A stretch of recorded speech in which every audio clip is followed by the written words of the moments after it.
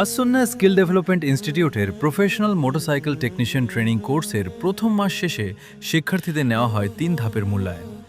তাত্ত্বিক জ্ঞান, হাতে কলমে দক্ষতা এবং আত্মবিশ্বাসের সঙ্গে কাজ করার সক্ষমতা।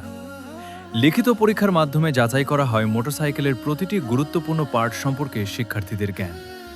একটি পার্টসে ত্রুটি দেখা দিলে কিভাবে সমস্যার সমাধান করতে হয়, এসব বিষয়েই দিতে হয় সঠিক উত্তর।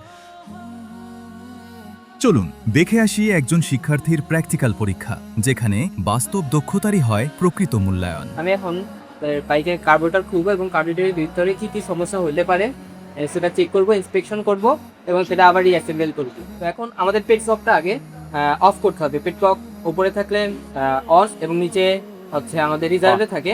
তো আমরা মূলত পেটককটা এখন অফই আছে, আমরা পেটককটা অফ করব। এখানে এয়ার ফিল্টারের সাথে হচ্ছে আমাদের কার্বোরেটর এই পাশে কানেক্টেড এবং এই পাশে ইনটেক ম্যানিপুলের সাথে হচ্ছে স্ক্রুর মাধ্যমে কার্বোরেটরটা কানেক্টেড করা। তো আমরা প্রথমে স্ক্রু খুলে কার্বোরেটরটাকে বের করে আনি। কার্বোরেটর বিভিন্ন টাইপের হয়, যেমন হচ্ছে আপনার পিস্টন টাইপ এবং আছে হচ্ছে আমাদের সিভি কনস্ট্যান্ট ভেলোসিটি বা ভ্যাকুয়াম টাইপের কার্বোরেটর। তো এখানে আমাদের এটা হচ্ছে ভ্যাকুয়াম টাইপ কার্বোরেটর। সময়ের সঙ্গে সঙ্গে কার্বোরেটরের ভেতরে ময়লা জমতে পারে। সঠিক পরিমাণে এয়ার ফুয়েল মিশ্রণ তৈরি না হওয়ায় ইঞ্জিনের মাইলেজ কমে যেতে পারে।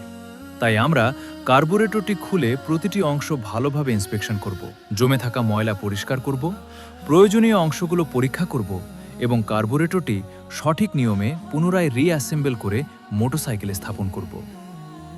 শিক্ষার্থীদের সামনে রাখা হয় মোটরসাইকেলের বিভিন্ন হ্যান্ড টুলস।